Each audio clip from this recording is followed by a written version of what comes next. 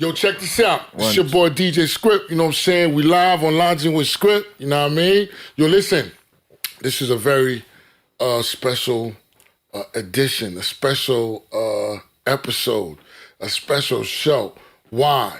Because this show is called Zoes in the Industry. So it's a very special show because of that. And we have the homie Uncut Art in the building, and we're gonna go through some stuff. We're gonna talk about, his beginning. We're gonna talk about, what makes him a very special awe in the city of New York, the way he move, and what makes him very elusive. You understand what I mean? So we're gonna dive into this. You know what I mean?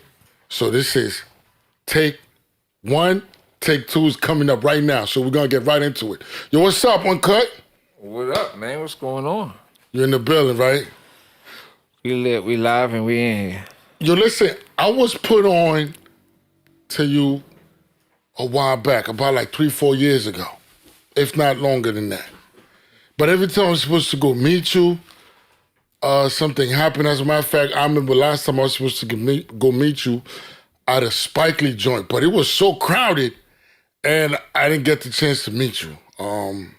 Now, I released a film, the Haitian Polo documentary, which I produced, by the way, and that film immediately caught your attention.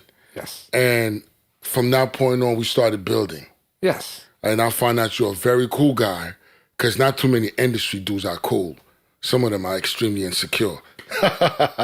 Right? Don't you think so? Extremely. Extremely. So now, your name is Uncut. What inspired you to call yourself Uncut Art? Uncut.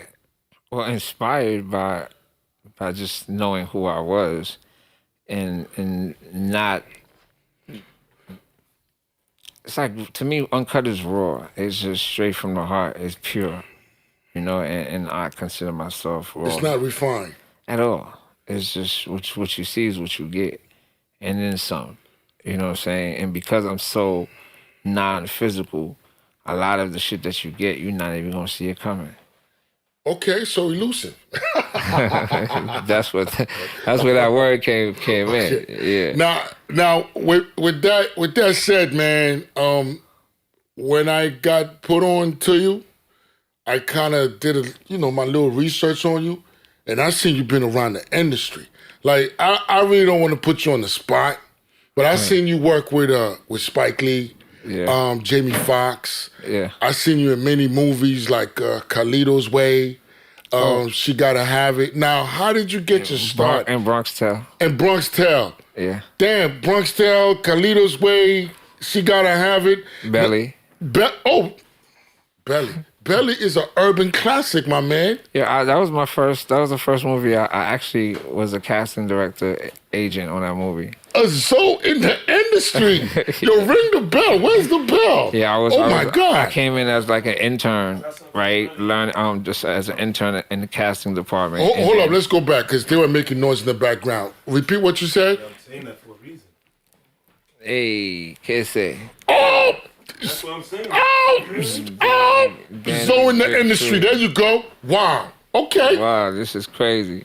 See? So this right Small here, word, right? this right here was the first movie that I worked on when I started working in films. That's crazy. And I started as an intern, and come mid-movie, I was like, they actually hired me as one of the casting agents for the agency. They hired you as a casting agent. Yeah, and that was Belly. Hold up, let's unpack this, man. But so check this out. You were hired as a casting director or a casting member. And I was I worked on the casting department as a casting agent. How did you get that? Okay, my bad, not director, agent. Yeah. Now, how did you get that gig? Yo, I went in as an intern, like literally on. How long did you intern for? Half the film. Come like I would say like 70% of the film. And then, Slow down. Now, first and foremost, this is a major production. Do you know the level of maturity you have to have in order for people to trust you, to allow you to be a casting agent? Now, so you basically telling me you don't play games. The minute you step in the door, you extremely serious. Yeah, I wasn't immature. playing. Yeah, I wasn't playing. They actually noticed that shit because the funny thing is, one of the producers was like, so they actually paying me, like you know how they give per diems to come in. So that's how ill you were. Yeah, because I was an intern, but I was just like, yo, But what were you interning to do? What was your intern? A casting agent to work with to work with all the talent. Okay, so you met Nas, you met DMX. Yeah, I worked with X. Yeah, Method Man and all these guys. Yeah. How is Method Man like on the set? Meth is cool, but like I was working more with X. You know, so I know X is a cool dude. How was X? X was cool. Did you guys get to burn a split? We did. Burn a lot of split, huh? we did. What about Nas? How is Nas? Nas, I didn't get to really like vibe with Nas. But you used to see him though. Yeah, of course. We seen everybody. You know what I'm saying? And then as a casting agent coming in, so in the industry, start playing with us. Yeah, as coming in as a casting agent, I was more like trying to learn this shit. So I wasn't trying to be in nobody's face. You know what I'm saying? I had to be in X face.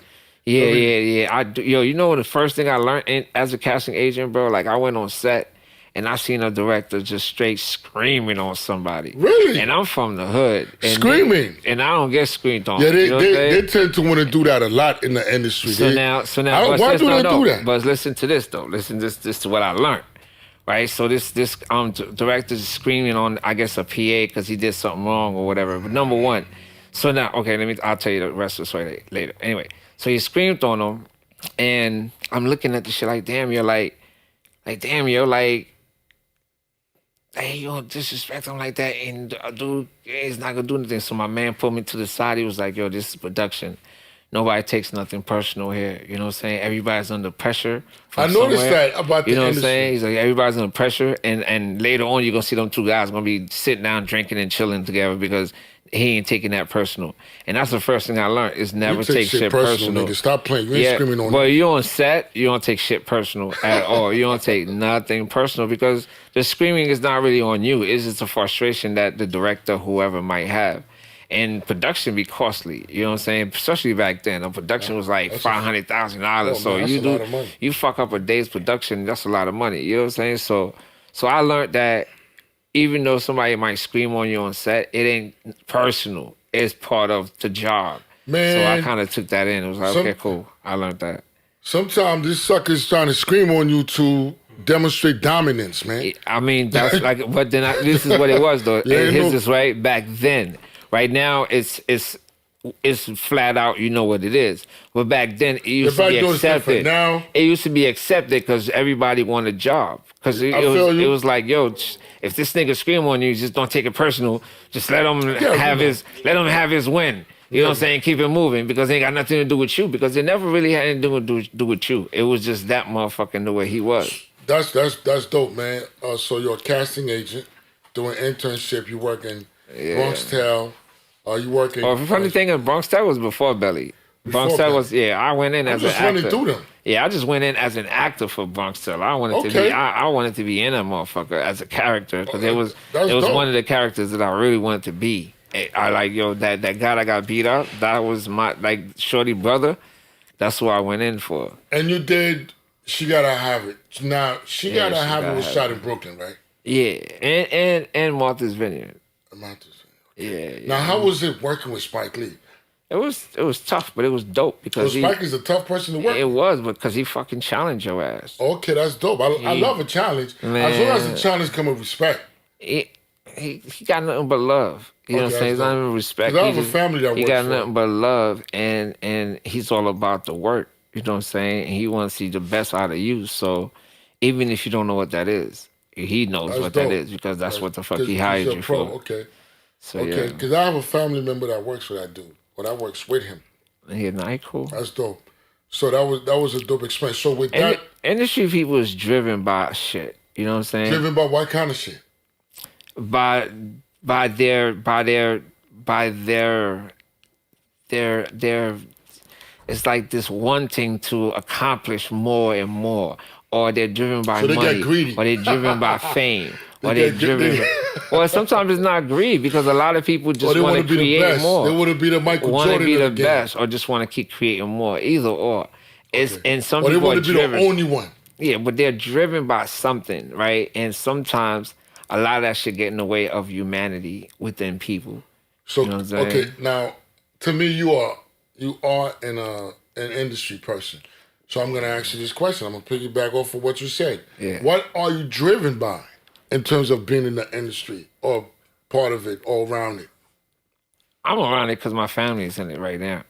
I'm for what I do Yeah, in with the terms of art being and the driven. spirituality situation. I'm driven by me and my growth and everything that I learned to make me better. I want to share it with people because I want to see the better version of everybody every day. That's all that is with me, you know. Okay. And I know what I do works. Now, I was going through your stuff, not now, back then, and I see your journey. Protect Your Heart is, graffitied all over New York City. And I'm like, this guy's everywhere. And then when I found out you were Haitian, I was even more like blown away. When I found out you were a Zoe, I'm like, what? A Zoe doing that? This is crazy. I got to meet this kid. Yeah. Now, So doing it. so doing that's right. Now let me ask you a question. What sparked that movement? Like, Protect Your Heart. Is it something that the happened? shit that to we you? talking about in the industry, man. Like 20 years ago, there was no love in the industry. Niggas ain't know what love is. Is there love now? Hell yeah. So that's what sparked you to create. Hell yeah. Niggas see it. You know what I'm saying? Even if people don't let me know that they got inspired by it, but I think I have. but the goal was. There you go. Yeah, the drip report. Yeah, right. We were going to do the drip report today. Drip report. But you didn't come with your jacket because you got some dope jackets. I came with a dope bag. Well, you came with the bag. We still could do a minor drip report. Yo, this bag is That's a Protect Your Heart cookies damn, bag. this bag is lit. Can I get a bag like this, man? Yeah, of course, we can get you a bag. I'm dead serious. I want a bag We like gotta this. hit cookies up, man. We get cookies to throw back in. This bag is unique, and I go out most of the time. I would love to have it, especially with the Protect Your Heart all over it, because the whole city knows about this. This one's Protect Your Heart though. Oh, Protect Your Heart. It's smell proof. It got all that. Protect Your Heart. This is all amazing. the high vibes. I like that. Yeah. I like that. So definitely, I want to protect your heart, not the high. Although I'm into cannabis and trying to sell it. I don't smoke it, but I want to sell it. But I want to protect your heart. This is dope, man. Thank I you. have some dope young people for you to meet, man. And hopefully you come back to the show. I already told some of my people that I'm going to introduce you to them. And we're going to do some things. Yeah, they're man. just Tell like them you, protect your heart, man. Tell them to protect your heart. Y'all going to blend perfectly, especially with my homie Saint. He's an artist, and you guys have a similar aura. That's very dope, man. So now let's get back to the question. What's up? I asked you what ignited the whole Protect Your Heart movement. A lot of stuff, man. I'll tell you, there was no love in the industry, bro. Okay, so you felt that you needed love. I didn't need love, bro. You felt like people needed love. People was constantly telling me that you can't do nothing with love. Like, you know how you show people love? And they don't show it back to you. Tell me about it. Not you know just, how much well, love that I show? part. That part. But you know how you show people love and then a person will be like, yo, why are you showing them love? They ain't do nothing for you. Or somebody would tell me, don't show nobody no love because they, like love ain't gonna pay your bills. I show so many people love. I'll do a painting for somebody because they don't have the funding. You know what I'm saying? But somebody would come to me and be like, well, I don't know why you did it for free. They could afford it, did that. But I'm like, yo, but like, why are you all in people's pockets, right?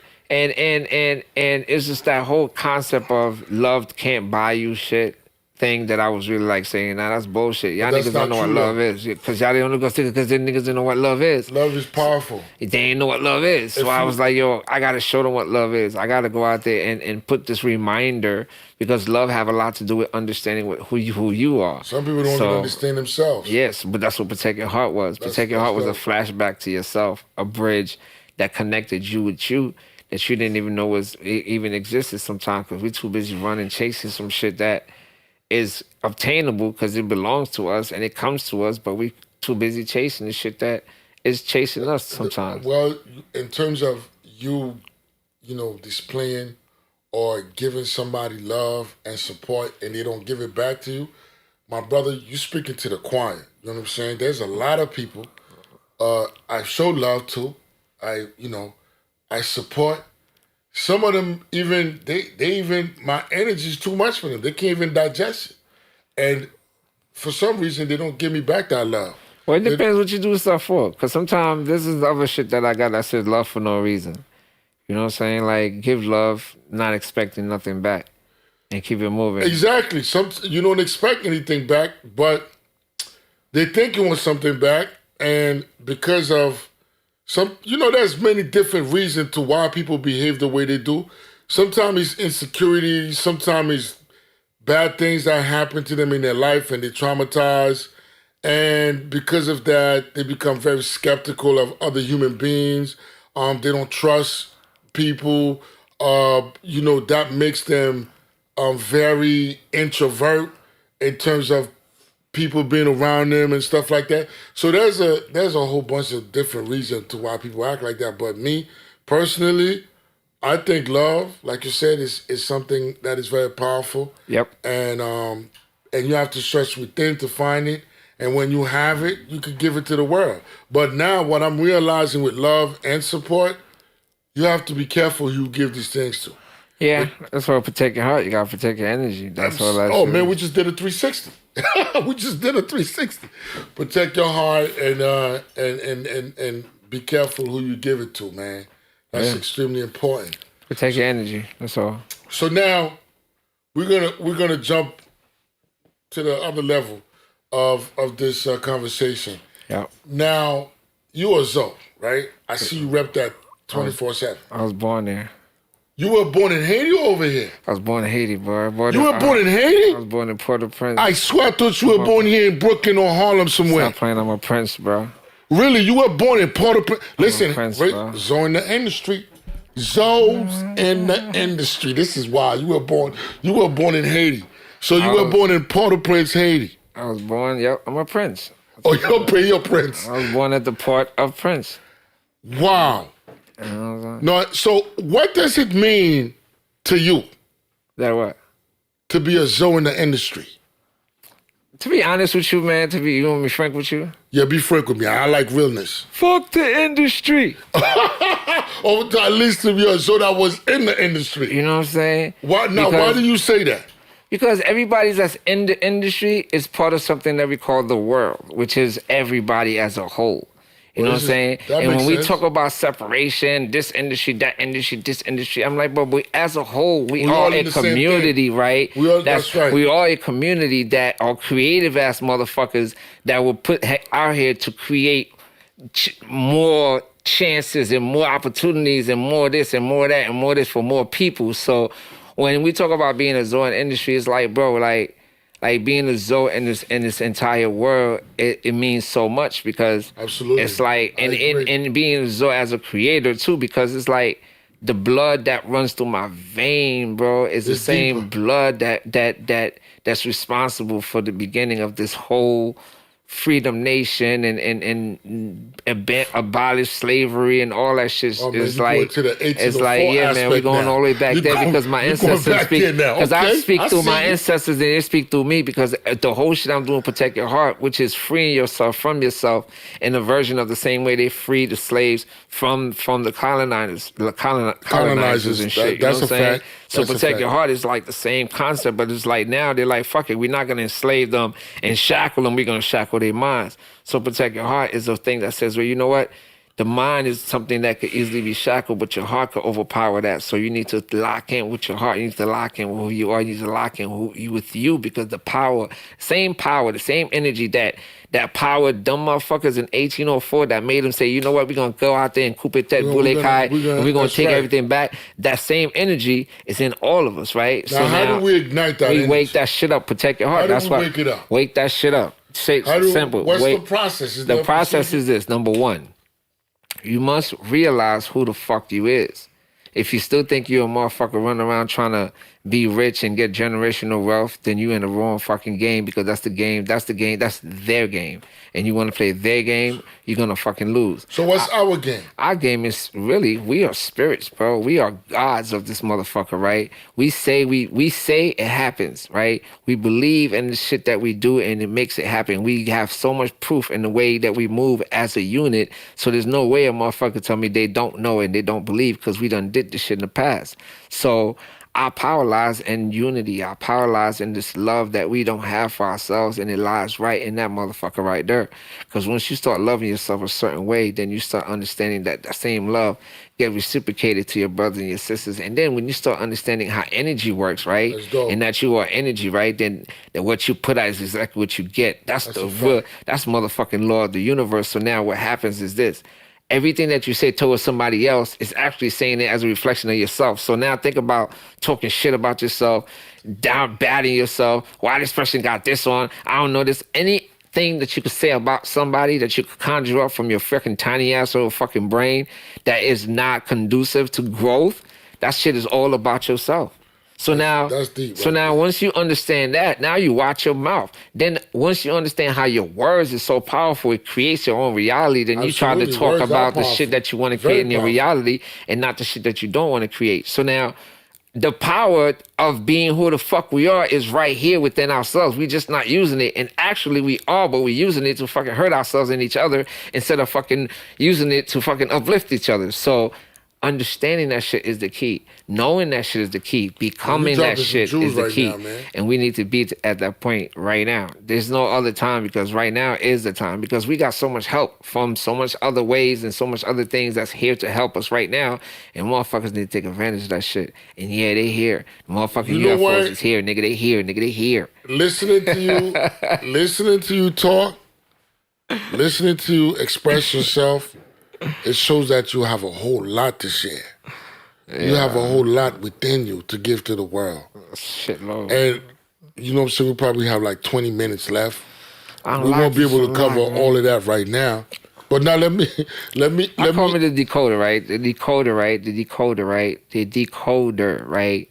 Code writer, decoder, right? Okay. A code writer is a person that writes codes for computers, right? Absolutely. Now, a computer is, you know what it is, your phone, your PC, and all that other shit. Now, all this shit is a model that is outside of you, that was taken from the model that is you. You, the biggest, dopest computer ever created on Earth, can only be programmed by sound and vibration, because you are just that sound and vibration. And your five senses are the entry to those things. Now, we are that sound and vibration, and we need to understand how we can control ourselves. We can control it all through that process of who we are.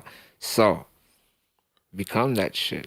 Can I ask you a question? I'm going to ask you two questions. Now, previously you said, forget the industry, F the industry, but you can't deny you were in the industry. Now, what were your biggest challenge while you were in there? Because now I see you a whole different entity. You expressing your love and yourself differently. Let's biggest challenge. Yeah, man, what was your biggest challenge in terms of being a Zoe in the industry? Or being a Zoe, Zoe in the industry back then. Yeah, I'm saying being a Zoe is not. See, and being who I was in the industry, like I was a Zoe in the industry. Everybody knew that, but it wasn't like easy to find other Zoes in the industry. Why? Because the motherfuckers was undercover, really. You know what I'm saying? Still the first person, I tell you, one of the first person that, one of the first people that kind of like, literally that didn't know I was a Zoe when they found out it's been lost ever since was Wyclef and Jerry Wonder. Really? Hell yeah. Like, them motherfuckers is like, when I met them, they was just going into the first Carnival album from Wyclef, right? When I met them, it was just finishing up Fuji shit. And I missed that whole thing. And I was working on, what video I did for Clef? Because I was working on videos, and I did a video for Clef. He was on the video that I was on or whatever. And I was talking to this every nigga, time you open your mouth, you said something out there, you surprised me. So I was you did videos also? Yeah, I did, bro. I did over 50. I casted all these shits. I casted all these directors. After Belly, my first video was React by Onyx, and then I did And then I went on. I did a shitload of videos. My resume is long with the videos. This guy's deep. My resume is long. At one point, between me and you, right? At one point in the industry, there was no Instagram. So if you want to get with a girl, if you want to know about a girl, there's no way you can know about a girl because there was no social media like that. So you had to be I was the social media. I had a database of every single model in the country. And I used to travel to go find the dopest girl so I could bring them back. All my Zoes, he's heavy. He's a heavyweight. So he I weighs can a bring ton. them back. Okay. But then, like, niggas will talk about that because when it comes to videos and the industry, and we talking about the 50th anniversary of hip-hop, right? Absolutely. Videos was one of the main things that was used to promote the music. Absolutely. Videos wasn't shit without no model, God. Without no beautiful models. Oh, my goodness. Do you know how hard it was to find a beautiful model? Well, you had to go to Brazil. You had to go to, you're right. You had to go to Brazil. There you go. Or you had to come to me. Or there was 3 other agents in New York that was just popping just like I was around that time. And it was just that. You know what I'm saying? And one of them, I give my boy a shout out. It was Yuli. Yuli, that was one of the casting directors. He had a lot of dope ass girls. Let me ask you a question. What's up? As far as producing these videos, what role did you play aside from casting? Were you one of the people that actually did the editing, the production, or you led the production? You were executive. You kind of give the direction. Nah, I kind of assisted with some treatments because I used to write treatments. So you write the treatments? I used to write treatments, but that wasn't the thing that I was really known for. Like, I was really fixated on making sure that the dope is, because you gotta understand, bro, like back then, you know how there's a blonde girl on every block now, and there's a Rosa Park or Rosa, or whatever chick that's fly, there's a fucking version of her everywhere in the hood. Right now. Back then, it was just one fucking blonde chick, it was one redhead chick, one big butt chick, it was that one chick that was that only one that was the go-to person. Now you can find many of them. You can find many of them because that was her style. That was her. Okay, she was the person that was known for that. That was her aura. That was her aura. Okay, and then we exploited that aura. Now every girl in the country started seeing that aura, and now they want to be. They replicated. Yeah. Okay, that's dope, man. So you were the artist.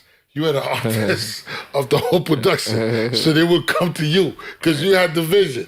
Well, nah, they used to call me the gatekeeper, man. They used to think I was a pimp because I used to have all the girls. But really? So now, is this okay? Another question. Was this?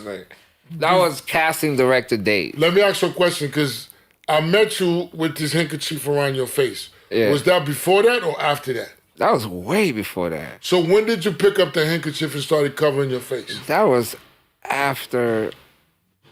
That was like after 20 years 9/11? ago. After 9/11, it was this. I was taking pictures like this because I don't know why. For some reason, I just started now. Because I used to be taking a lot of celebrity. You know, I used to be around red carpet and all that shit. So I used to always want to not show my face too much because I used to be around so many celebrities. And I used to see how they didn't have no life. No private life. But okay, so that's one of the reasons why you picked up the handkerchief. That's one of the reasons. That's one of the reasons. But how long ago was that? That was about 20 years ago. 20 years ago, you've been walking around like this. Yeah. It's so crazy. I know you, but I don't know how you look like. Yeah, but a lot of people say the same thing. A lot of people say that shit because it's been like that for the longest. Yo, we talk on the phone. I used to be weird. Now I'm not weird. I came to one event, and that's all I know. Yeah. Well, what does it take for someone to know the real you? Spirit. A moment.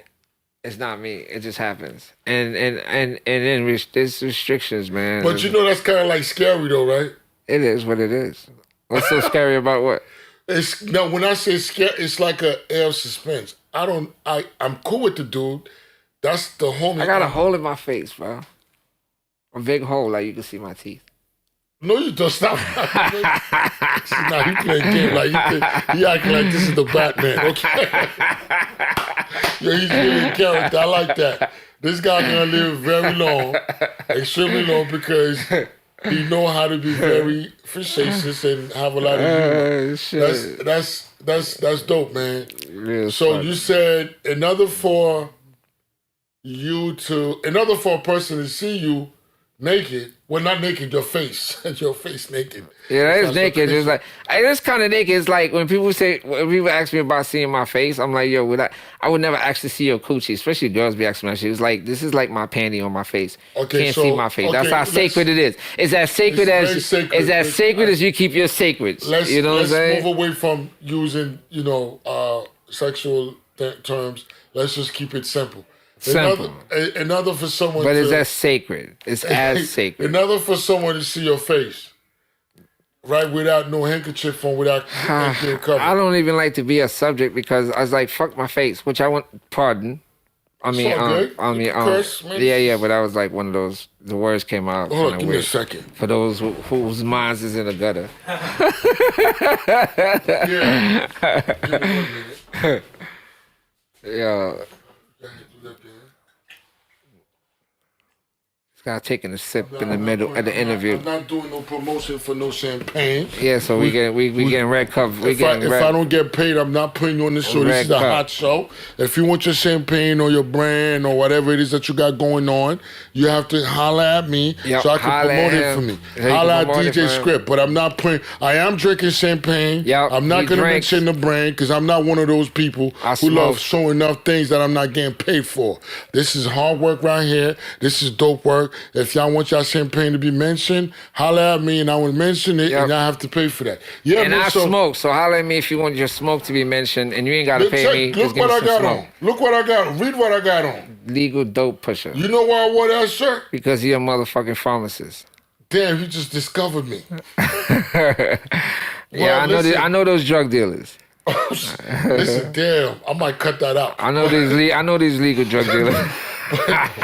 We got licenses now. But listen, when you told me you went into cannabis, yeah, I'm like, I gotta wear something dope that resonate or that connect with what you're doing. Yep, I'm all in the cannabis. I have a brand. Yes, it's called Legal Dope Pusher. Oh shit, that's my brand. Legal Dope Pusher. I like it. Look, you like it? Yep. You see, listen. Once you like it, it's fire. You know why?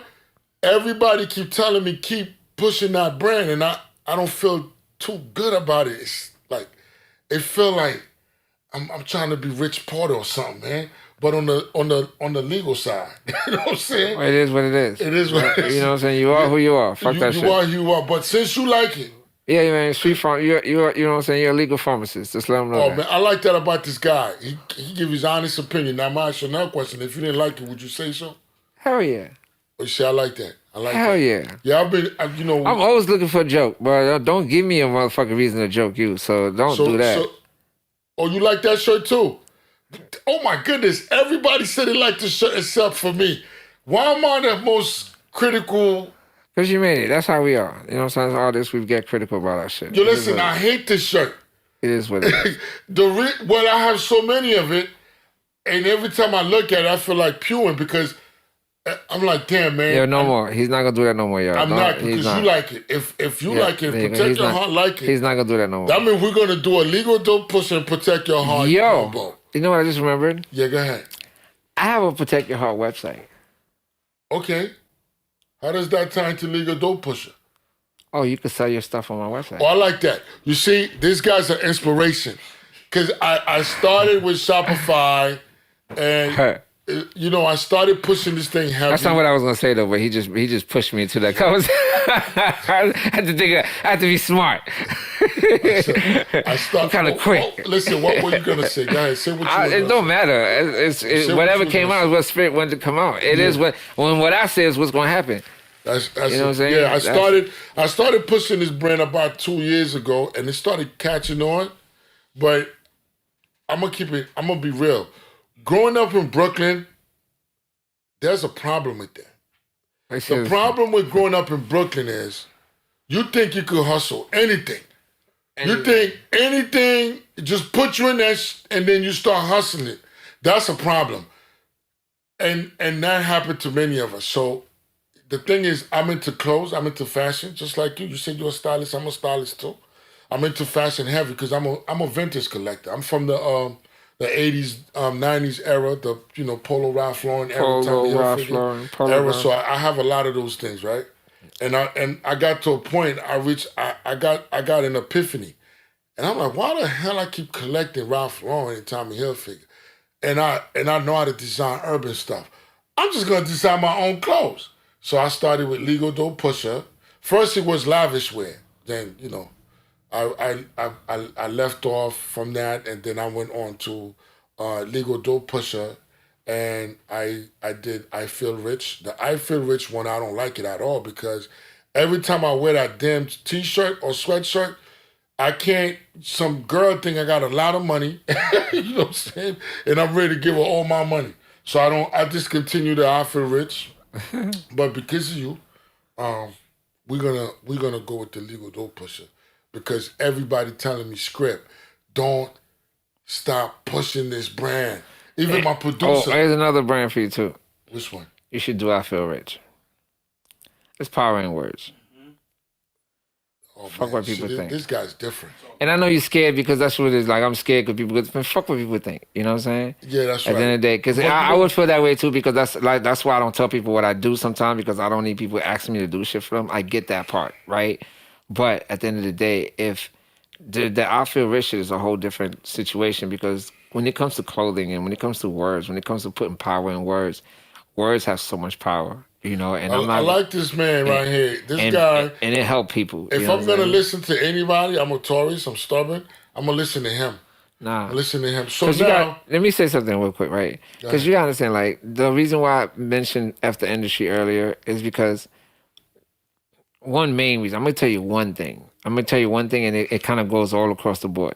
We have a DJ, right, that has kids, right, but plays the rawest, shittiest, wackest music that is not conducive to growth or their children. Facts. And then all they're going to say is, it's not my responsibility what their children listen to. But you playing them songs. But you playing it. So now you're not taking no accountability because why? The check that you're getting is feeding you. Now your excuse is, I got to feed my family. So on whose account are you feeding your family? On the other families whose children is listening to this bullshit? So now how are we as the industry leaders of people that have voice in the industry, how are we helping any community if we're pumping the same dumb shit in the people's brain, right? That's corrupting them into the space that's not allowing us to grow. The little glimpse I got from being around industry people, I think industry people are extremely selfish.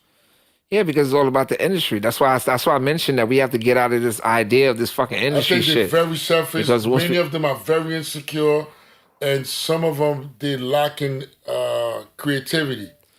I really feel that. And then I don't get that from just one person. I get that from several. Why? Yeah, well, you answered the question, so I'm not even going to answer. Yeah, I mean, people creative, they do what they do. So now, let's get into what you do. Now, you're an artist. You paint. Yeah. In my eyes, you're a modern-day Basquiat. Because you have some similarities. Basquiat was an actor. You're an actor. Basquiat loved music. You love music.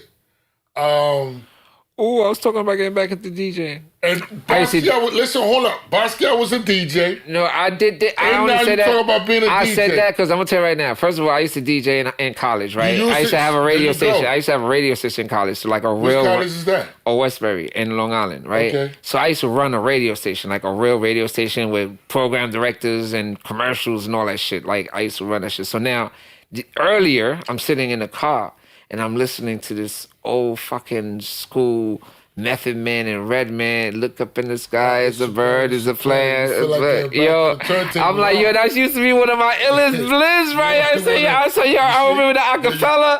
Oh, this shit used to be sick. And I'm like, if I take one of these new fucking sick ass beats and I throw that shit on there, I will fuck niggas heads up because I don't think nobody's doing this shit still. So I'm like, I'm a blend master, bro. I love blends, bro. So I used to, because and as a DJ, one of my main things used to be the blending. Right? I like this we guy. Had our chance of sorrows. I'm a stylist. Many days. He's a former DJ. Who's that? I'm a DJ. I don't know about that. I'm a DJ. Now, he kind of fall in line with Basquiat. Basquiat did all these things. In addition to Basquiat being Haitian, and he's Haitian, he's a Zoe. Basquiat was a Zoe, but Basquiat was a Zoe Puerto Rican. But this guy's a straight up Zoe, but which it really doesn't matter. Yeah. So the next question is, when did you know, because there's a point you reach, right? And you just made a decision. You just make up your mind like, yo, I'm going to be an artist and I'm just going to start painting canvases. When did that enlightenment happen for you? Bleep. All right, so there's a point in my career where I had a sneaker deal, right? And I had He had a sneaker deal? Yo, hold up. This dude is, hold up, stop playing. Yo, who are you, boy? Like, hold up, who are you? Benjamin, What brand? It was my brand. It's called Tough City. And it was in Dr. J's, Jimmy Jazz. It was in every store. I think I seen that joint too. But it was really old school. So what happened is this. Really? But what happened, that's what got me, that's a lot of shit happened over there. So anyway, when I left casting. Who is this sitting right here? Is this the Oracle? I should have bought that magazine too, because I got a XXL magazine actually with me on it, with Snoop and Game on the cover. Now who the hell is this dude? And it was it was talking about I'm thinking I knew him. And in the magazine was talking about how the sneaker game is about to change, and I was one of the people in there that was part of like the 5 artists that they picked to write about. That was really What's the name of the sneakers again? My sneakers was called Tough City. Tough City. Yeah, it was a clothing line. And Tough City sound dope. It was a clothing line. It sound rugged. It was very. It was with the big T-shirt era, with the coat. You remember those T-shirts with the cereal boxes and it says cornflakes and shit like that? I remember there's a lot of wild stuff that happened back You remember then. that era where it was like all about stuff. that was The my graphics with yeah, the that we had was the that was NASCAR that was our jackets and all company. that stuff. Yeah, that was our company. that was The pumping them Cheerio shits out. jackets, man. What's wrong with y'all? Like Johnny What was wrong Handsome, with y'all? over Johnny Handsome. Yeah. So that the company that ended up running Tough City was the same people. So I was working with them. So I was actually designing clothes for a lot of those clothing lines. Now, I didn't know nothing about that shit. They actually taught me this shit, and I actually went into it and then studied designing sneakers, and because I came in as a custom sneaker designer. So anyway, I had a sneaker deal, and that shit was all over the place. This dude had everything. So yeah, I went. Yeah, that's why I'm like. That's why I'm so lax. I don't care about all this other shit right now. So when did you throw yourself into canvases? Like started painting? Canvases happened when I wanted to leave clothing and had in the industry, and it was this concept in my mind that says starve their ego and feed their souls. And feeding their egos, like what I noticed is that when I stopped giving people fly clothes and making them look good, hold on. Repeat what you said. Starve their ego. And feed their souls. And feed their soul. I'm going to starve your ego, and I'm going to feed your soul, because some of y'all soulless. Let's go, baby. Yeah, so because the concept of feeding somebody's ego is, I was a stylist. As a person that makes you look good, is feeding your ego, because Absolutely. Every time I dress you out the there, I got the ill uncut the drip on sneaker. them. So now you the flyest nigga in the room, Absolutely. right? So now that's what being fly does. that's feeding somebody's Feeding ego. somebody's You know ego. what I'm saying? So now what happened is, when I'm not doing that, I don't get invited to the events. So now I'm understanding that, okay, cool, so you guys only fuck with me because I got was the doing drip. You know what I'm saying? Okay. So now I started understanding how the dynamic of the industry works. Same thing with the models. When I stopped providing models the way they wanted, niggas stop inviting me to the parties, because like, yo, come bring 30 girls. Like, bring 30 girls? Like, how much y'all paying for me to bring 30 girls? Now, don't worry, we can have bottles at the tables there. Bro, you asking me to bring 30 girls. You know how hard it is to get 2 girls out the house? 2 girls? But if you and y'all 30? But if you tell them Puffy's going to be there, they're going to run out the house. Come on. They do. There you go. They do, but it has to be some real incentive, though. You know what I'm saying? So I'm just saying, like, being the person that has to provide the girls, you're not getting calls from Puff. Now you're getting calls from Puff and everybody else down the line that still want that look. And I'm like, I want you to have that look. You know what I'm saying? So I'm gonna give you that look. You know what I'm saying? So that whole concept was like, man, fuck that concept of egotistical, I'm the man shit. You know what I'm saying? Because y'all niggas is, like you say, soulless. So protect your They heart. are soulless. There's a So lot of protect your heart was soulless. to remind people that we do have a fucking spirit. We do have a whole that we all one and we all this and all this shit is coming back. Niggas just know what the fuck love is. A nigga walk in the room and say, yo, I love myself and I love everybody in here. 20 years ago, a nigga say I love myself. Niggas look at you, you're a weirdo. Somebody say, yo, I love you. Niggas look at you, you're a weirdo. Oh, no, I love you, man. No homo. Like, nigga, fuck you mean no homo, nigga? You love me, nigga, because I love you too, nigga. Man. You know what I'm saying? So now it's easier for people to love. To but before it wasn't. You know what I'm saying? There was a fucking big ass barrier, which was the ego. You know what I'm saying? Which is dying. I think there's still a lot of ego in the industry. It's run by ego, so of course it is. Stuff. It is. It's like I'm tough, I'm the best, I'm this, I'm that. I don't know, but it is what it is because that's part of that competitive nature that humans are fucking built on. But the good news is, due to the effectiveness of the internet and the efficiency of the internet, these days everybody have a mic in their hand. It's what you do with the mic. In other words, everybody have a platform. Yeah. Everybody have access to a platform. It's what you do with the platform. You understand what I mean? Yeah. It's the kind of conversations you have.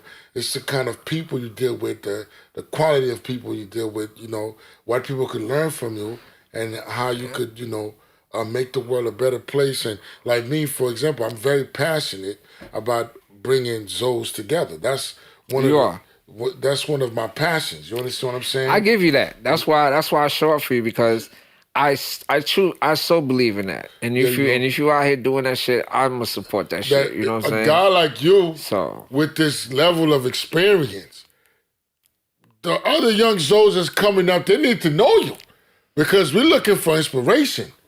Many of us looking for guidance. Many of us looking for someone that was there before to give us some kind of guidance to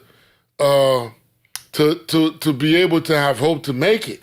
You know what I'm saying? So when they hear you did Belly, She Gotta Have It, Calito's Way, Bronx Tale, and Brown a whole bunch, Sugar, Best Man. Brown Sugar, goddamn.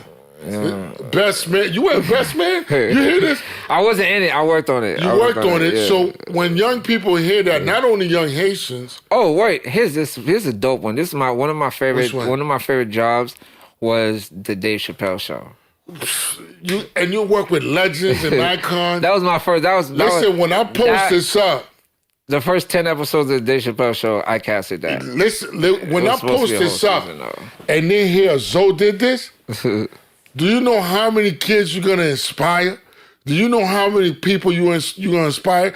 As a matter of fact, you're inspiring me as a film producer, as a music producer. You telling me don't quit just by not saying it, but by showing it. You ever heard of Winsome Sinclair? What is it? Winsome Sinclair. Who's that? She's a black casting director. And she's the lady that did so much films that was shot in New York. She worked on everything. I gotta see her face because normally I gotta see. Not even her face, man. Her name should ring bell in the film. What's the name? Winsome Sinclair. That's what I work for. You work for her, okay? That's who did all of them. Winsome Sinclair. Yeah, that was her agency that did all those films that I was working on. And you know what's so crazy? You know my homie Hard Hand Harry. Shout out to Hard Hand Harry. Harry. You know what I'm saying? Shout out to my boy Harry. And when I told him about the interview, he was amazed. And I think I'm gonna see him later uptown. Yes, sir. You know my homegirl, Mary Mack, Madonna's DJ. That's my girl. There you go. See, we have to keep this. Yeah. This is extremely important. Love is powerful. Very. Love is the highest vibration, man. Love is who we are, man. Love is who we are. Don't let nobody ever tell you nothing that you're a person, that you're a man or a woman or this or that. You are that. Don't get it twisted in the physical form. But in the spiritual aspect, you are that love, you are that energy, you are that thing inside of this. Oh, man, you sound just like Mary Mack. You know what I'm saying? So you need to embrace that shit. You sound just like her. That's her aura. And most importantly, you have love and unity. You can't be stopped. No, man. We can't be stopped, man. We can't be stopped. So that's one of the reasons why I'm like, you know what? I got to find the dopest, the flyest young Zoes or the Zoes in the industry and bring them together. I know what I'm doing is kind of like it's a struggle. It's very challenging because everybody don't have the same agenda. You know, people have their own unique agenda. like you said, you know, it's like an industry where everybody want to prove themselves. Yo, can I say something, man? Yeah, go ahead. You ever seen a horse run? Of course. You know there's other horses running with that horse? And everybody on that motherfucking race got an agenda, and the agenda is to win or catch that rabbit. You know what them horses have? They got this shit right here that says, I don't see no motherfucking nothing but my road and my motherfucking mission, and everybody else and their mission I don't give a fuck about. And that's the shit that a lot of us lack, because if you're looking at that right there, which is your goal, you got a clear goal, my brother. So it's like, if you're looking at that goal and you say, fuck everybody, bro, you're going to get there a lot faster. Yeah, I appreciate you, man. You know what I'm saying? This is dope. That's the dopest thing I ever heard. Word, because I'm going to use that analogy. Because the real shit is this, right? If you take power of words, right? If you take every moment, if you take, let's say, 3 minutes of this talk, and you take every 2 minutes and you take an attention and you put it towards these motherfuckers that are fucking not giving us nothing, or that's hating, or that's fucking doing a fucked up shit, versus taking that same time, putting it towards what that goal is, you find out you're going to get there faster. And not only that, the attention to the goal allows you to get to the goal faster. And the minute you turn around and you start looking to the side, what happened to the horse that turned around? That motherfucker starts stumbling because he's going straight where he's looking to the side. So the thing is, man, fuck all them people, man. You know what I'm saying? Well, this conversation is so dope that I'm getting lost in it. I love you too. The general public asks me questions to ask you. What's the questions? General public. You know what I'm saying? I mean, you're a dope brother, you know what I mean? Very dope. You're very enlightened, and you're very educated, and you know what you're talking about. Now, you had to protect your heart, which is storming New York City. Everybody wearing it, from celebrities to regular people. Now, how did you forge a relationship with Jamie Foxx? For Jamie's family, man, that's all I gotta say for that.